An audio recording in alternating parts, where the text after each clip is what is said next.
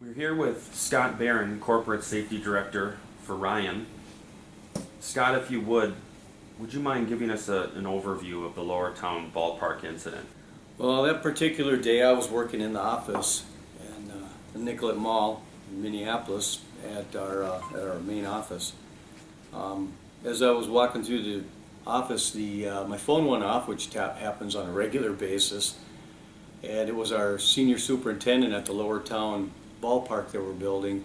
And I knew immediately, within just a few seconds, that there was something going on that was out of the ordinary and that it wasn't good.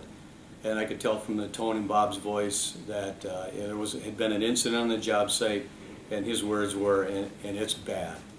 And I asked a few questions, and when that happens, instantly I get focused on what's going on.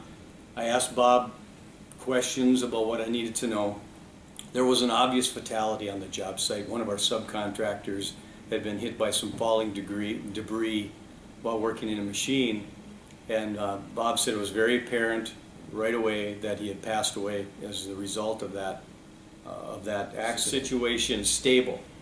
Is it stable? Is there anybody else in danger? Is there anybody else that could get hurt? And at that point, everything was stable. And I asked Bob, I said, get people to every gate, close the gates, and what we want to do is gain control of the site. And nobody gets in without a badge.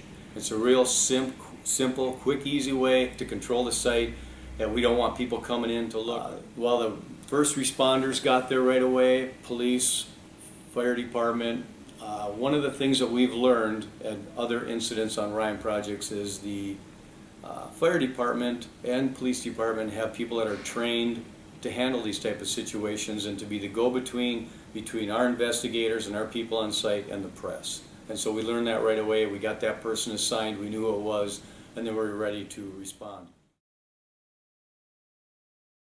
As soon as I hung up with Bob and knew that he was under control there, first thing I did was call John Gadini, our safety coordinator, to get him going in that direction right away, to start to be there to work with the situation. Then in the office, I contacted people that were nearest me right away in a management role, like Jim Person, Frank Prebeck, Mike Carroll. They are right around me in a hurry. They know who to contact in any emergency situation, and then it's from that point it cascades through the office in a need-to-know basis. We made sure that Claire Scott, from the standpoint of handling it with Padilla Spears, Colleen Dockendorf was notified. Really important step was that we notified the front desk at Ryan in case any phone calls came in, so they weren't surprised. We gave them the brief synopsis of what had happened to make sure that they knew that this didn't involve a Ryan employee, that we were investigating, and that any calls came in, they could take numbers down and people would get back to them with information. But to assure them that they weren't going to have to search out information. It wouldn't be good for them to receive calls and people concerned about what's going on, and they would not have a clue. So we got them in the loop right away.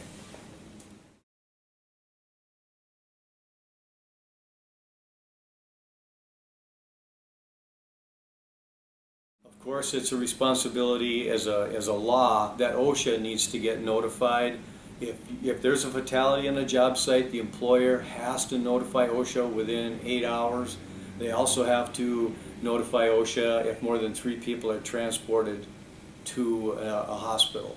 In this case, of course, it met the criteria, and the employer then had to make the call. It wasn't Ryan as a general contractor. We were aware of it, but we made sure that that subcontractor that was involved did their job and made sure they notified OSHA. And this cascading effect of information that goes out, we just started the ball rolling with a few basic people, and then they made sure as each step of the way they all handled the contact with, say for example, the owners, the city of St. Paul, where the accident took place, and the owners of the ball team that we're building the ballpark for. We wanted the key people to know about it so that nobody was surprised by it, because a lot of calls, as you can imagine, started going back and forth real quickly here. So we tried to keep everybody in the loop.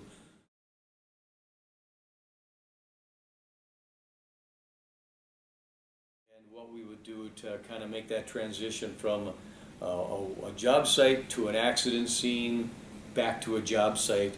And there's a lot of people that are a lot more, they're great at assessing the needs mentally and that people need to do that.